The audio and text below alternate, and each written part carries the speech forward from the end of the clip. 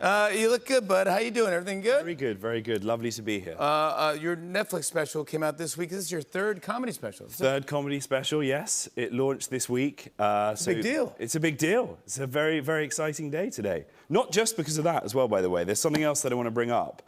And I'm a little upset that it wasn't mentioned in the monologue. But as some of you will know, today is a very, very important day for another reason.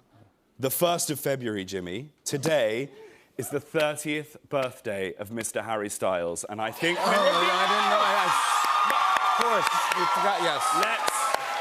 Let's wish him a very happy 30th birthday. Happy birthday, Harry. I'm sure he's watching. He watches all of my late-night appearances. All of them. And obviously, I'm delighted to be here with you. It's the only place that I would rather be than with Harry tonight.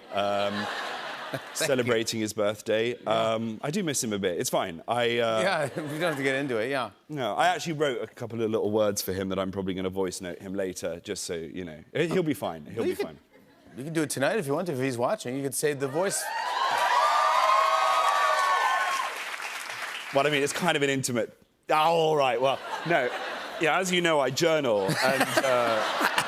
It's just a little... These are like notes that I write down, little lists and things. And, yeah, wow, that's what's yours. that funny thank you notes? That's just a thing that I came up with. So, yeah, no, this is just a little thing. And I'll workshop it here with you guys, and just tell me if you think this is too much. So this is called Turning 30 in Styles. Harry, oh, sweet Harry, you are a man of utter class. My north, my south, my if, my when, my elbow and my arse. I first saw you on X Factor, the silly reality show, way back in 2010, nearly 3 Simon Cowell faces ago. A twinkle in your eyes, your hair looked like a mop, a high-pitched little voice, your testicles yet to drop. You dazzled the world with your boy band One Direction, an unstoppable rise like an unwanted morning... Can I say that word on late night? No. The day the band broke up, I screamed, I cursed, I cried.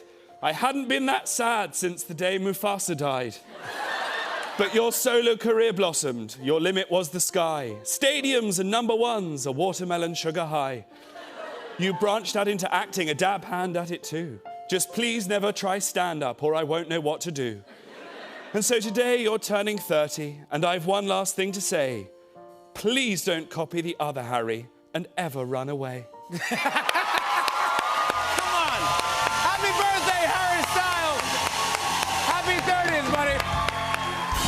Well done. Oh, my gosh. That was beautiful. Thank you very much. Oh. That was touching. I'm willing up. That was touching. That was touching. I didn't expect to cry. I'm so happy that you're here. I want to get into a lot of stuff. But first of all, congratulations. Man, you were showing me pictures backstage of the most beautiful baby. Yeah. You had a baby, beautiful baby girl. Yeah. Oh, my gosh. She's adorable. Yes. She's perfect. I'm a 35-year-old father of one, and I'm writing poems about Harry Styles. Maybe that has to stop now. No.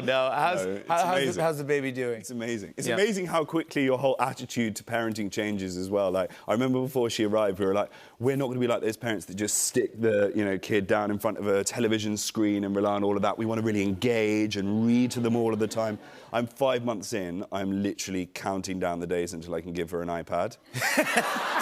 It changes very quickly. It's so quick. It's very fast. Yeah, absolutely. But how did the news go when you had to tell everyone that you guys were expecting? Well, actually, it was quite funny because I was on tour when we found out, and I was on tour in America first. So I was doing shows out here, and we found out, and then I started sharing it on stage, and I'd go out on stage, and I'd be like, oh, yeah, so I have some news. My girlfriend's expecting, and, American audiences, incredible. People were whooping and hollering and standing up on their chairs. One night, I think there was a couple at the back of the auditorium getting pregnant themselves. They were so excited. I was like, ooh, calm down. Yeah. We don't even know if it's mine yet. I then came back to England, and I remember the first show back in England telling everyone that my girlfriend was expecting. It was like in a theatre in Leicester. I was like, oh yeah, my girlfriend's pregnant. Complete silence. Just like one guy in the front row with his arms crossed going, you know who else had a baby, Jack? Everyone. Not the first, yeah. That's so no one funny. cares. Does your girlfriend care that you talk about her in your act? I think she... That says it all. Yeah. That says it all. Never mind. That says it all. I read out love letters to Harry Styles on national television. It's the least of her worries when I'm talking about her. Yeah. Yeah. No, I mean, occasionally, it's when her family come along to see the shows, that's always quite awkward. Well, I had one show where there was like 5 of them in the audience, and I was doing this bit.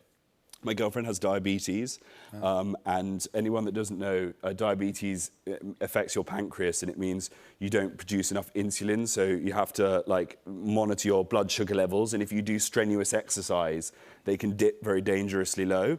Yeah. And what I say is that what that now means in my life is that I can now tell exactly how good of a performance I've put in the bedroom by what my girlfriend has to snack on afterwards. So it's true.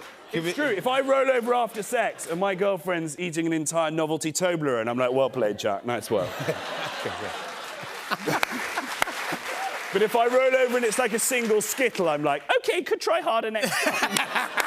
I want to show everyone a clip from the special. Here's Jack Whitehall in Settle Down. Take a look at this.